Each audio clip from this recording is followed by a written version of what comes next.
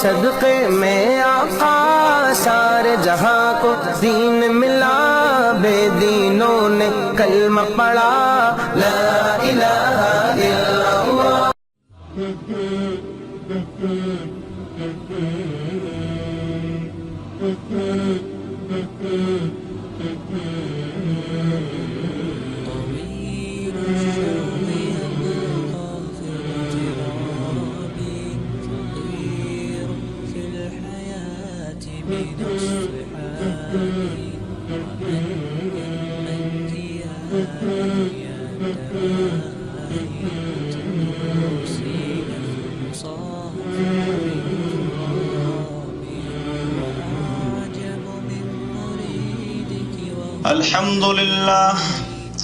الحمد لله الذي خلق المقلة والمضلة ما دام الملوان، والصلاة والسلام على خير الأنام وعلى آله وأصحابه أخيار الأنام،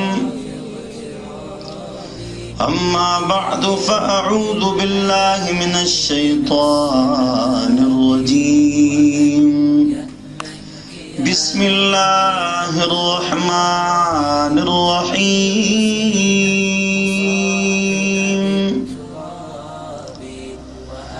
تعالوا إلى كلمة سواء بيننا وبينكم، وقال النبي صلى الله عليه وسلم إنما الأعمال بالنيات وإنما لامرئ ما نوى، فمن كانت هجرته إلى الله ورسوله فهجرته إلى الله ورسوله، ومن كانت هجرته إلى دنيا يصيبها أو إلى امرأة ينكحها، وفي رواية يتزوجها، فهجرته إلى ما هاجر إليه، يا رب صل وسلم دائما أبدا على حبيبك خير الخلق كلهم، هو الحبيب الذي ترجى شفاعته لكل هول من الأهوال مقتحم۔ میرے محترم اور مکرم بزرگوں، دوستوں اور ساتھیوں، اور میری قابل احترام ماں اور بہنوں، آج ساتھیوں نے یہ سوال کیا ہے کہ کفار کی طرف سے امت مسلمہ پر بہت بڑی پریشانیاں ہیں اور فتنوں کا دور ہے، تو کس انداز سے ہمارے علماء کرام کو کام کرنا چاہیے کہ اتفاق کی صورت پیدا ہو جائے اور اتحاد کی صورت پیدا ہو جائے۔ جدید دور کا یوتھ، نوجوان، ینگ جنریشن جب یوٹیوب پر جاتا ہے تو ہر ایک دوسرے کو گالیاں دیتا ہے اور اختلافات ہی اختلافات ہیں۔ تو اگر کوئی کافر مسلمان ہوگا اور ہمارے اختلافات کو دیکھے گا تو وہ کیا کہے گا؟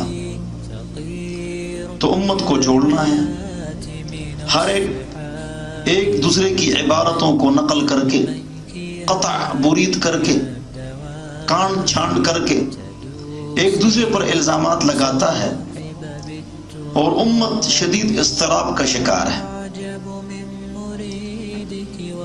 فجر کی نماز میں ایک صف ہوتی ہے، 1.5 صف، پوری امت سو رہی ہے، نماز کی فکر نہیں۔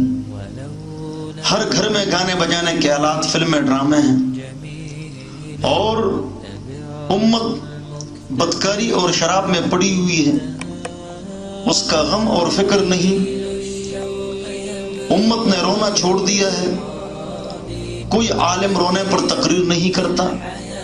وَتَضْحَكُونَ وَلَا تَبْكُونَ، ہنستے ہو روتے نہیں ہو، تہجد پر بیان نہیں، تلاوت پر بیان نہیں، بس اختلافات ہی اختلافات ہیں۔ امت کو کس طرح جوڑا جائے؟ امت کے ذمے بہت سارا کام ہے۔ ساتھیوں کو ایک سوال کا جواب دے رہا ہوں، ساتھیوں نے سوال کیا ہے تو اتفاقی کام بہت زیادہ ہے، ہم اختلافات میں پڑ چکے ہیں۔ میرے خیال میں مختلف مکاتب فکر کی 2-3 صفیں آپس میں لڑ رہی ہیں۔ باقی 96% جو لوگ نماز نہیں پڑھتے ہیں تو وہ اپنی دنیا میں مشغول ہیں، منہمک ہیں، ان کی فکر کسی کو نہیں ہے۔ اگر کوئی دین کی طرف آتا ہے تو وہ اختلافات کی بھیڑ چڑھتا ہے اور وہ پریشان ہو جاتا ہے۔ اللہ رب العزت رحم فرمائے اس جماعت پر جو پوری دنیا میں کام کر رہی ہے لیکن ووٹ نوٹ سیٹ ان چکروں میں نہیں پڑتی ہے اور اختلافات کو وہ ہوا نہیں دیتی، اور 12 سال 13 سال ان کی تقریریں سنیں، آخرت کی یاد، موت کی فکر، قبر کا غم، اللہ سے ملاقات، اس کی فکر میں وہ لگے ہوتے ہیں۔ تو ہم کو جوڑ پیدا کرنی ہے۔ حضور اکرم صلی اللہ علیہ وسلم جب مکہ سے مدینہ تشریف لائے تو سب سے پہلے یہودیوں کے ساتھ مذاکرات کیے، اور یہودیوں کے ساتھ مذاکرات کرنے کے بعد اتفاق کی فضا پیدا فرمائی، جھگڑے ختم ہو جائیں۔ پاک پیغمبر محمد مصطفیٰ صلی اللہ علیہ وسلم نے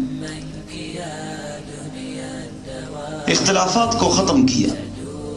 قرآن میں پاک رب نے پاک نبی کو فرمایا کہ ان اہلی کتاب کو کہو تعالوا الی کلمۃ سواء بیننا و بینکم، کہ ایک اس بات کی طرف ہم آئیں جو ہم اور تم میں برابر ہے، اور وہ کیا ہے کہ اللہ کے ساتھ کسی کو شریک نہیں ٹھہرائیں گے۔ ہر مذہب میں شرک کی نفی ہے، اللہ ہم سب کو شرک سے محفوظ فرمائے۔ تو امت کو جوڑنے کی فکر میں ساتھیوں نے یہ سوال کیا ہے اور میں جواب دے رہا ہوں، اللہ ہم سب کو سمجھ عطا فرمائے۔ تو یہ آیت ہم سے مطالبہ کر رہی ہے کہ جوڑ پیدا کرو، اور دوسری آیت ہم سے مطالبہ کر رہی ہے ادع الی سبیل ربک بالحکمۃ والموعظۃ الحسنہ، اللہ کے راستے کی طرف بلاؤ، نصیحت کے ساتھ، حکمت کے ساتھ، بصیرت کے ساتھ، پیار کے ساتھ، محبت کے ساتھ، وجادلہم باللتی ہی احسن۔ اگر کسی غیر کو آپ نے سمجھانا ہے وہ بھی نہایت اچھے طریقے سے آپ نے اس کو سمجھانا ہے، اس میں گالی، دل کی نفرت، بغض اور حسد، کینہ اور فساد نہ ہو۔ غلطی افراد میں ہیں، تنظیموں میں ہیں، تحریکوں میں ہیں، تحریک، تنظیم اور فرد کا نام نہ لے کر بہت پیارے انداز سے ان کو سمجھا دیا جائے کہ حق کیا ہے اور ہم کہاں جا رہے ہیں۔ اللہ ہم سب کو سمجھ عطا فرمائے۔ تو جوڑ پیدا کی جائے، جوڑ کس طرح پیدا کیا جائے اس کے لیے فکر کی جائے۔ میں تو اکثر جب ریڈیو میں بیان ہوتا ہے تو میں یہ بیان دیتا ہوں کہ جو کلمہ پڑھتے ہیں، قبلے کی طرف منہ کر کے نماز پڑھتے ہیں، اور جو لوگ روزہ رکھتے ہیں، بس وہ سارے مسلمان ہیں۔ کافر صرف 3 ہیں۔ نمبر 1، جو قرآن کو نہ مانے، قرآن کا انکار کرے کہ یہ غلط ہے، یا حدیث کو بالکل نہ مانے کہ میں صرف قرآن کو مانتا ہوں، حدیث کو نہیں مانتا، تو یہ بھی خطرناک ہے اور کفر ہے۔ یا ختم نبوت کا انکار کریں، یہ 3 افراد کافر ہیں، اور یہ کروڑوں میں کہیں ایک آدمی ہوگا۔ ہاں شرک اور بدعت سیئہ سے بچنا ہے۔ پاک پیغمبر کا پاک ارشاد بخاری شریف میں ان لکل نبی دعوتا مستجابتا، ہر نبی کی ایک دعا ضرور قبول ہوتی ہے۔ فتعجل کل نبی دعوته، ہر نبی نے وہ دعا کر لی اور فارغ ہو گئے۔ وَإِنِّ اخْتَبَأْتُ دَعْوَتِي شَفَاعَةً لِأُمَّتِي يَوْمَ الْقِيَامَةِ، اور میں نے وہ دعا چھپائی ہوئی ہے، جب میں پردہ فرما لوں گا اللہ کے دربار میں اپنی امت کے لیے جو کبیرہ گناہ کرنے والے ہیں ان کے لیے شفاعت کروں گا، لیکن شرط یہ من لا یشرک باللہ شیئا، جو اللہ کے ساتھ کسی کو شریک نہ ٹھہرائے۔ شرک کی معافی نہیں، بت کے سامنے سجدہ کرنا شرک، زندہ بزرگ کے سامنے سجدہ کرنا شرک، مردہ بزرگ کے سامنے سجدہ کرنا شرک۔ اولیاء ہمارے سروں کے تاج ہیں، آنکھوں کا سرما ہے، ہم ان کے قدموں کی خاک ہیں۔ اللہ ہم سب کو سمجھ عطا فرمائے۔ اولیاء کو مانیں گے اور اولیاء کی بھی مانیں گے۔ آج یہ اولیاء کرام، قبرستان ہم جاتے ہیں، قبرستان جانا سنت ہے، دعا سنت ہے، سلام سنت ہے، لیکن غیر شرعی کاموں سے ہم نے بچنا ہے، جس سے پاک پیغمبر محمد مصطفیٰ صلی اللہ علیہ وسلم نے منع فرمایا ہے۔ اور اسی طرح بدعت سیئہ سے بھی بچنا ہے۔ اگر آپ کو پاک پیغمبر کی شفاعت چاہیے تو شرک سے آپ نے بچنا ہے، شرک کیا ہے اس کو سمجھیے۔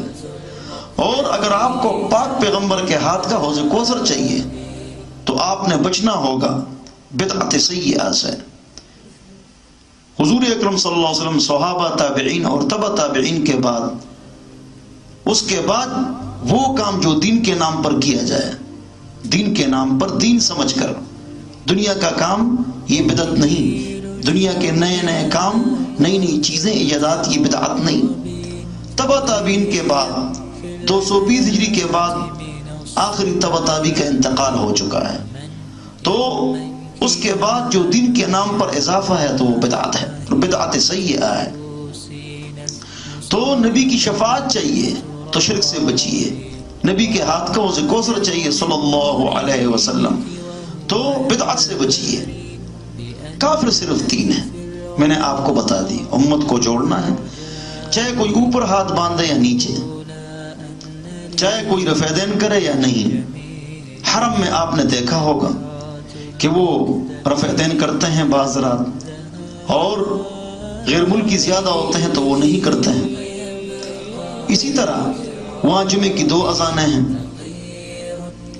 اور جنازہ آہستہ آواز سے ہے، اگر کوئی اونچی آواز سے پڑھے اس کی دلیل بھی موجود ہے، لیکن اس پر لڑنا اور جھگڑنا، مناظرے اور کفر و ضلال، یہ غلط ہے۔ پاک پیغمبر پاک رب کے معشوق ہے، محبت ہے، نبی علیہ السلام سے جو ادا صادر ہو گئی اللہ نے برقرار رکھ لی۔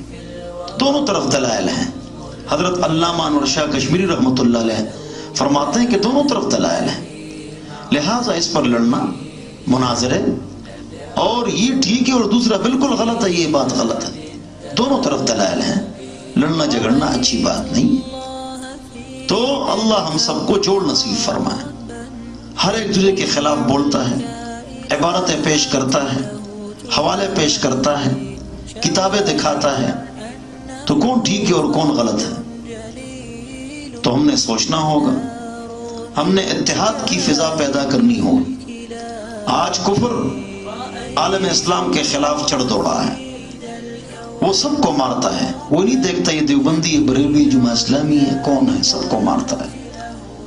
تو جب وہ میزائل پھینکتا ہے، وہ نہیں کہتا ہے کہ یہ میزائل جا کے گرے گا فلانوں پر اور فلانوں پر نہیں گرے گا، سب پر گرے گا۔ کفر کی عادت ہے کہ عراق میں شیعوں سے کام لیا اور صدام کو پھانسی دی، اور ایران پر حملہ کریں گے، اگر کیا تو سنیوں سے کام لیں گے، ایک جگہ شیعوں سے کام، ایک جگہ سنیوں سے کام، لڑائیاں جھگڑے، تو امت میں اتحاد اور اتفاق کی صورت پیدا ہو جائے۔ صحابہ اور اہل بیت جس طرح آپس میں متفق اور متحد تھے، آج ہم کو بھی اس طرح کرنا چاہیے۔ ابو بکر، عمر، عثمان، علی رضی اللہ عنہم اجمعین، اور اہل بیت رضی اللہ عنہم اجمعین، یہ اکٹھے لڑے، اکٹھے انہوں نے روم اور فارس کو فتح کیا۔ دو سپر پاوریں تھیں، روم اور فارس۔ اس وقت یورپ اور امریکہ یہ لوگ نہیں تھے، اور بہت اچھے طریقے سے وہ آپس میں رہے۔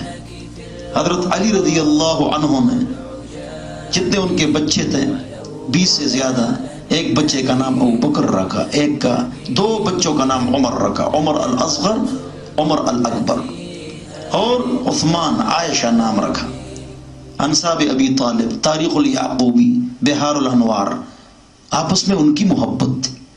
آج ہم آپس میں دست بگریباں ہیں، آج ہم نبرت آزماں ہیں، لڑائی اور جھگڑا کرتے ہیں۔ امام حسن نے اپنے بیٹے کا نام عمر رکھا، امام جعفر صادق رحمہ اللہ عظیم ولی اہل بیت کے سردار، اپنے بچے کا نام عمر رکھا۔ کیوں؟ ان کو آپس میں محبت تھی، یہ کافر ہم کو لڑا رہا ہے۔ اسی طرح امام جعفر صادق کی والدہ محترمہ کا نام ام فروہ ہے، اور یہ حضرت ابوبکر رضی اللہ عنہ کی پوتی ہے۔ ان کی آپس میں محبت تھی۔ آج کفریہ طاقتیں ہم کو آپس میں لڑوا کر کٹوا رہا ہے۔ اسی طرح پورا کفر پاکستان کے خلاف ہے۔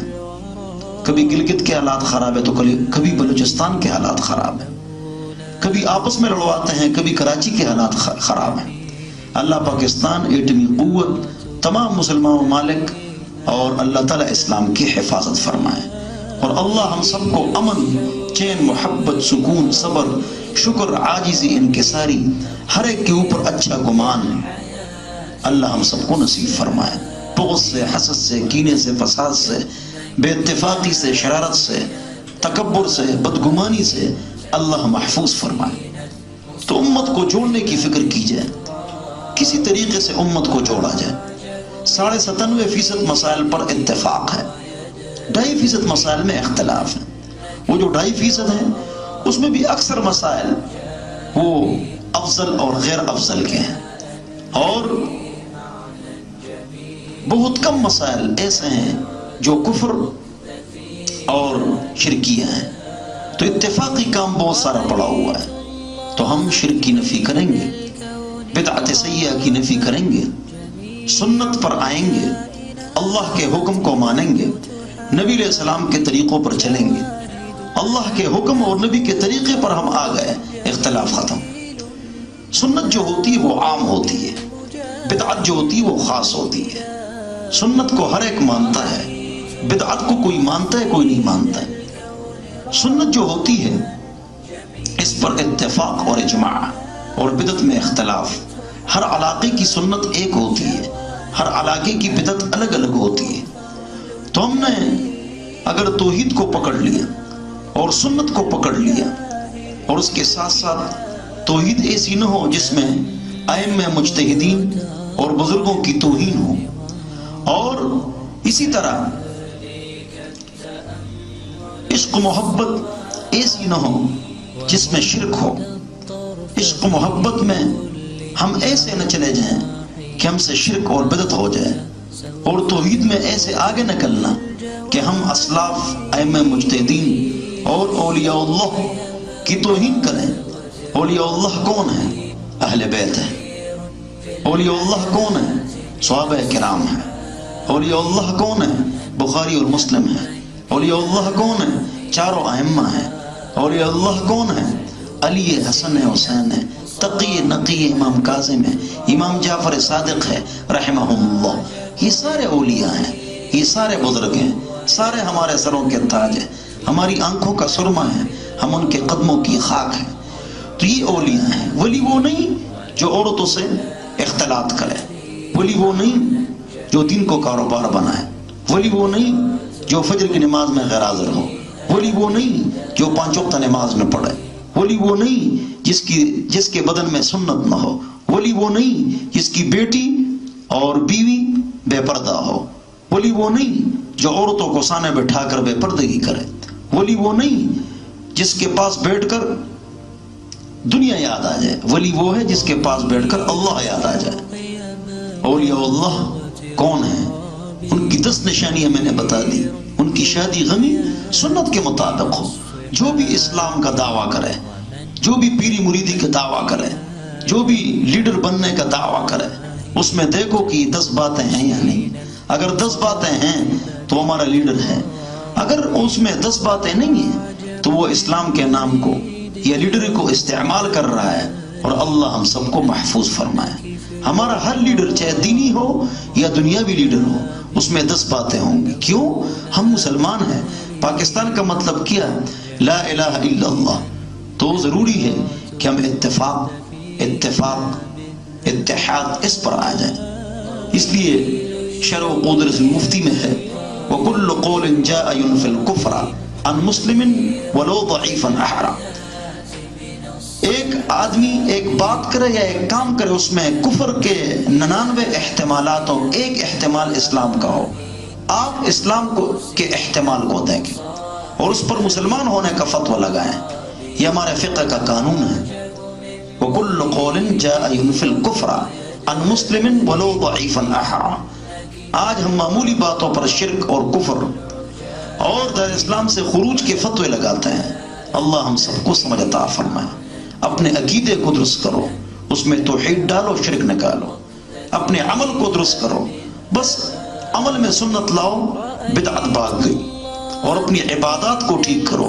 استنجا، وضو، غسل، تیمم، نماز، روزہ، حج، زکوٰۃ، اشراق، چاشت، اذان، عیدین، طہارت کے مسائل، کاروبار کے مسائل اور میراث، وصیت، یہ سب کچھ شریعت کے مطابق کر لو، قرآن و سنت کے مطابق کر لو. اپنی معاشرت ٹھیک کرو، اٹھنا بیٹھنا، چلنا پھرنا. شادی غمی اس کو کیا کرو؟ ٹھیک کرو. آپ کی شادی غمی جو ہے وہ سنت کے مطابق ہو. اگر آپ کی شادی اور غمی سنت کے مطابق نہیں تو گویا کہ ہمارا نقصان ہو. تو اگر یہ سنت کے مطابق نہیں تو گویا کہ ہم نے نقصان کر دیا. اللہ ہم سب کو سمجھ عطا فرمائے. تو معاشرت ٹھیک کرو، اٹھنا بیٹھنا، چلنا پھرنا، شادی غمی، حکومت رعیت، اس کو ٹھیک کرو. اگر یہ ٹھیک نہیں تو اسلام کا دعویٰ ہے، لیڈری کا دعویٰ ہے، حقیقت کچھ نہیں ہے. معیشت کو ٹھیک کرو. آپ کا پیٹ حرام سے پاک ہو، حرام سے بچو. استنجا، وضو، غسل کے مسائل مولوی صاحب سے پوچھتے ہیں. جہاں کاروبار کا مسئلہ آتا ہے، بینکنگ، لیز، چینل کمپنی، پھر عالم سے نہیں پوچھتے ہیں. جیب کا نقصان ہے نا. پریشانی کے 3 اسباب ہے، خوشی کے 3 اسباب ہے. زبان پاک رکھو غیبت، چغلی اور گالی سے، تو آپ کو اللہ سکون عطا فرمائے گا. نمبر 2، پیٹ پاک رکھو حرام سے، اور اسی طرح ناڑا پاک رکھو بدکاری سے. حضور اکرم صلی اللہ علیہ وسلم کا ارشاد ہے، اللہم حسن فرجی ویسر لی امری. یا اللہ میری شرمگاہ کو محفوظ فرما اور میرے کام درست فرما. کام تب درست ہوں گے جب شرمگاہ محفوظ ہوگی. تو زبان پاک، پیٹ پاک، ناڑا پاک. زبان نہ پاک، پیٹ نہ پاک، ناڑا نہ پاک، یہ آدمی ہمیشہ پریشان رہے گا چاہے وہ مالدار ہو. تو معاشرت اور معیشت کو ٹھیک کرو. اسی طرح اخلاق کو ٹھیک کرو. اخلاق کیا ہے؟ لوگ اخلاق اس کو کہتے ہیں، کیا لے جی خیریت ہے، تکیہ، چائے، پانی. نہ، اخلاق یہ نہیں ہے. یہ اخلاق کا ایک جز ہے. اخلاق یہ ہے کہ اپنے اندر صبر پیدا کرو. آپ کے ساتھ کوئی زیادتی کرے، اللہ کی رضا کے لیے اس کو معاف کرو. اور سیاست و حکومت کو ٹھیک کرو. سیاست و حکومت کو ٹھیک کرو. سیاست و حکومت ووٹ سے، مغربی جمہوریت سے، اسی طرح بادشاہت سے، ان چیزوں سے اسلام نہیں آئے گا. بلکہ اسلام آئے گا کس چیز سے؟ اسلام آئے گا خلافت اور شورا سے. اللہ ہم سب کو شورا اور خلافت کی طاقت نصیب فرمائے. اسلام پھیلے گا اخلاق سے، تجارت سے ہی پھیلا ہے شریعت کے مطابق. اور پھیلے گا کس سے؟ اسلام پھیلے گا تبلیغ سے، دعوت سے، اخلاق سے، تجارت سے، شریعت کے مطابق. اور جہاد سے اس کی حفاظت ہوگی. اینٹیں لگیں گی اس سے پہلے بنیاد پڑے گی عقیدے کی، عقیدہ ٹھیک، پھر اینٹیں پڑیں گی عبادات کی، اینٹیں پڑیں گی معاشرت کی، اینٹیں پڑیں گی معیشت کی، پھر اینٹیں پڑیں گی اخلاق کی، پھر چھت لگے گی خلافت اور شورا کی چھت۔ اس کو جو الٹی نگاہ سے دیکھے گا، ٹیڑھی نگاہ سے دیکھے گا، اس کے خلاف جہاد ہوگا۔ نہ چھت ہے، نہ بنیاد ہے، نہ اینٹیں ہیں، اور ہوا میں سارے لوگ لگے ہوئے ہیں۔ اللہ ہم سب کو سمجھ عطا فرمائے۔ اعمالکم اعمالکم کما تکونون یعمر علیکم، جس طرح آپ ہوں گے اسی کے مطابق آپ کے اوپر حکمران آئیں گے۔ مشکات جلد نمبر 2 کی روایت۔ تو حضور اکرم صلی اللہ علیہ وسلم نے خلافت کی، ابوبکر، عمر، عثمان، علی، امام حسن رضی اللہ عنہم اجمعین، یہ نیک لوگ کرسی کے حقدار ہیں۔ انہیں چور کے ہاتھ کٹوائے، رجم کروائے، اسلامی خلافت کے فیصلے کیے، جہاد کیا۔ تو دیندار کا کام صرف مسجد و مدرسے کے ساتھ نہیں ہے، نہ عبادات کے ساتھ ہے۔ دین اسلام کامل اور مکمل ہے، اس میں عقائد بھی ہیں، عبادات بھی ہیں، اخلاق بھی ہے، معاشرت بھی ہے، معیشت بھی ہے، سیاست و حکومت خلافت بھی ہے۔ اللہ ہم سب کو نصیب فرمائے۔ حضور اکرم صلی اللہ علیہ وسلم نے 3 پاکستانوں جتنی زمین عطا فرمائی ہم کو فتح کر کے، اور ابوبکر، عمر، عثمان، علی، معاویہ رضی اللہ عنہم اجمعین، انہوں نے 67 لاکھ مربع میل حکومت ہم کو دے دی۔ شیر شاہ ثوری، غوری، محمود غزنوی، سلطان ٹیپو، التمش، محمد الفاتح، سلطان عبدالحمید ایوبی، عبدالی، ہارون رشید، انہوں نے ہم کو 67 ممالک دے دیے۔ 10 کافروں لے لیے اور 57 رہ گئے۔ اب 1200 سال ہم نے حکومت کی ہے، 150 سال سے ہم مار کھا رہے ہیں۔ کیوں؟ وجہ علامہ اقبال رحمۃ اللہ علیہ مصور پاکستان فرماتے ہیں، میں تجھے بتاؤں تقدیر امم کیا ہے، شمشیر و ثنا اول، طاؤس و رباب آخر۔ امت اونچی ہوگی اس کی تقدیر جب اس کے ہاتھ میں تلوار، ڈھال، قرآن، حدیث، دین اور اسلام، اور جب یہ قوم نیچے ہوگی تو کب ہوگی؟ جب ڈھول، ڈمکے، گٹار، رباب یہ ہو جائیں گے، یہ آ جائیں گے۔ آج نئے لیڈر اٹھتے ہیں اور اپنا جلسہ شروع کرنے سے پہلے لڑکیوں کو نچواتے ہیں اور کہتے ہیں کہ ہم سیاسی حالت تبدیل کر دیں گے اور نظام تبدیل کر دیں گے، اور گلوکاروں سے گانے کہلواتے ہیں اور ڈانس کرواتے ہیں۔ تو مصور پاکستان نے کیا کہا؟ اس سے تو ہم نیچے جائیں گے۔ تو اصل چیز خلافت ہے۔ ہم خلافت عمر لائیں گے، کرتے ہیں ڈانس اور کہتے ہیں ہم خلافت عمر لائیں گے رضی اللہ عنہ۔ اللہ ہم سب کو سمجھ عطا فرمائے۔ جو قرآن و حدیث جانتا ہے وہ خلافت عمر لا سکتا ہے، جو قرآن و حدیث جانتا ہی نہیں ہے، جو نماز پڑھتا ہی نہیں ہے، جو ڈھول کی تھاپ پر کنجریوں کو نچواتا ہے، وہ کیا اسلام لائے گا؟ اللہ ہم سب کو سمجھ عطا فرمائے۔ تو 150 سال ہم نے حکومت کی، 1200 سال ہم نے حکومت کی، 150 سال سے ہم مار کھا رہے ہیں۔ کیوں؟ جب طوائف الملوکی آ گئی، بدکاری، شراب، ڈھول ڈمک کے۔ علامہ اقبال رحمۃ اللہ نے فرمایا مصور پاکستان، تو ہم غرق ہو گئے، ہم کو کفر نے مارا اور ہم مار کھا رہے ہیں۔ ہم تب واپس اپنی اصلی حالت پر تب جا سکتے ہیں کہ سب سے پہلے ہم 5 وقت نماز پڑھے جماعت کے ساتھ خصوصاً فجر کی، جیب، گاڑی، گھر اور دکان اور دفتر سے گانے بجانے کے حالات ختم فرمائے، اور شرعی پردہ، رواجی پردہ نہیں، شرعی پردہ، ہم اس کے اوپر عمل کریں کہ شرعی پردہ ہمارے گھروں میں آ جائے۔ قرآن حدیث میں پردے کا ذکر ہے تو ہم کریں گے۔ جو جہاد کو دہشت گردی کہے وہ جہاد جو قرآن حدیث میں ہے، یا پردے کو تنگ نظری کرے، یا پردے کو تنگ نظری کہے، یا قرآن حدیث پر عمل کو بنیاد پرستی کہے اور مذاق اڑائے، یا ایک عمرہ کرو، ایک حج کرو، یا ایک نماز پڑھ لو، باقی خیر خیریت، پورے دن پر نہ چلو، اس کو روشن خیالی کہے اور اس کو دین کہے، یہ بہت بڑا خطرہ ہے اور گمراہی ہے۔ اللہ ہم سب کو محفوظ فرمائے۔ تو حضور نے کتنی جگہ دی صلی اللہ علیہ وسلم، صحابہ نے، یہ نیک کمانڈر، ثوری، غوری عالم تھے، محمود غزنوی مفتی صاحب تھے جس نے ہندوستان پر 17 حملے کیے. یہ ساتھی تھے البیرونی سائنسدان محمود غزنوی، البیرونی سائنسدان علی حجویری جن کو لوگ داتا گنج بخش کہتے ہیں، بڑے بزرگ تھے. وہ جو تھے یہ تینوں ساتھی تھے. یہ افغانستان کے تھے، پٹھان تھے.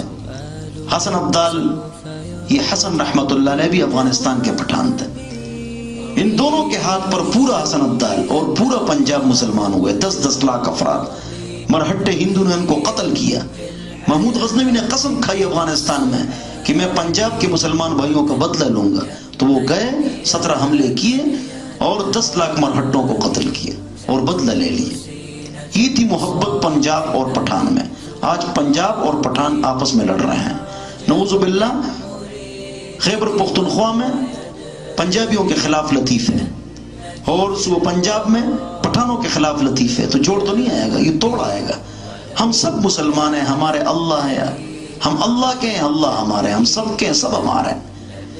قومیت اور لسانیت کی بنیاد پر، قومیت اور لسانیت کی بنیاد پر جمع کرنا یہ گمراہی ہے. بلکہ ہم اسلام کے جھنڈے کے تلے ایک ہیں. اللہ ہم سب کو عمل کی توفیق عطا فرمائے. تو ہم نے ایک ہونا ہے. جس طرح پرانے زمانے میں لسانیت اور قومیت کی باتیں نہیں تھیں. ہم سب مسلمان ہیں. مکہ ایک، مدینہ ایک، اللہ ایک، نبی ایک، ہم سب ایک ہیں. اللہ ہم سب کو ایک بنا دے. آج ہم ٹکڑے ٹکڑے ہیں. اسلام پر حملے ہیں، ہمارے ملکوں پر حملے ہیں، آپس کے اختلافات ہیں.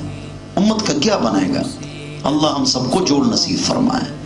تو اگر آپ دوبارہ عظمت رفتہ کی طرف جانا چاہتے ہیں تو 5 وقتہ نماز، شرعی پردہ، گانے بجانے کے آلات سے پرہیز. اور یہ نیٹ پر ہم جاتے ہیں تو 94% پاکستان اور اسلامی ممالک میں نیٹ کا استعمال غلط ہو رہا ہے. اس سے اپنے آپ کو آپ بچائیں، دل میں تقوی پیدا کریں. غلط چیزوں سے نظر کمزور ہو جاتی ہے، ذہن کمزور ہو جاتا ہے، اللہ کی رحمت اٹھ جاتی ہے، اللہ خفا ہو جاتا ہے. تو اس سے اپنے آپ کو بچائیے. شادی کی نعمت پر عمل کیجیے اور نامحرموں کو میسیجز اور چیٹنگ اور گندے سائٹس، اس سے آپ پرہیز کریں. کیوں؟ اللہ ناراض ہوتا ہے. کیوں؟ ذہن کمزور ہوتا ہے. کیوں؟ نظر کمزور ہوتی ہے. کیوں؟ آدمی کسی کام کا نہیں رہتا ہے. تو اس سے اپنے آپ کو بچانا ہے. الکیس من دان نفسہ، عقل مند آدمی وہ ہے جو اپنے آپ کو پہچان لے. وعمل لما بعد الموت، اور موت کے بعد کے لیے تیاری کرے. والعاجز، اور بیوقوف آدمی وہ ہے من اتبع نفسہ ہواہ، جو اپنے نفس کو خواہشات کے پیچھے لگائے. وتمنى علی اللہ الامانی، اور اللہ پر امیدیں باندھے کہ اللہ مجھ پر رحم فرمائے گا. چلتا ہے خواہشات پر، امیدیں باندھتا ہے اللہ پر. نہ، نفس چاہی زندگی مت گزارو، رب چاہی زندگی گزارو.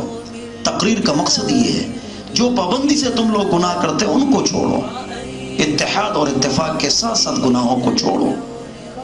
باقی اس کا مطلب یہ نہیں کہ میں پاک صاف ہوں، ہر انسان کے اندر غلطیاں ہیں. تقریر کا مقصد جو پابندی سے گناہ کرتے ان کو چھوڑو. کبھی کبھی غلطی میرے اندر بھی ہوتی ہے اور ہے اور ہوگی آپ کے اندر بھی. جو پابندی سے گناہ کرتے ان کو چھوڑو. غلطی سے کوئی انسان پاک نہیں.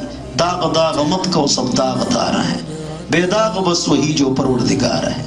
کیفی جو چلے گا اسے ٹھوکر ہی لگے گی، غلطی سے بری فطرت آدم تو نہیں ہے. اللہ ہم سب کو قرآن و سنت پر عمل کرنے کی توفیق نصیب فرمائے. وآخر دعوانا ان الحمدللہ رب العالمین.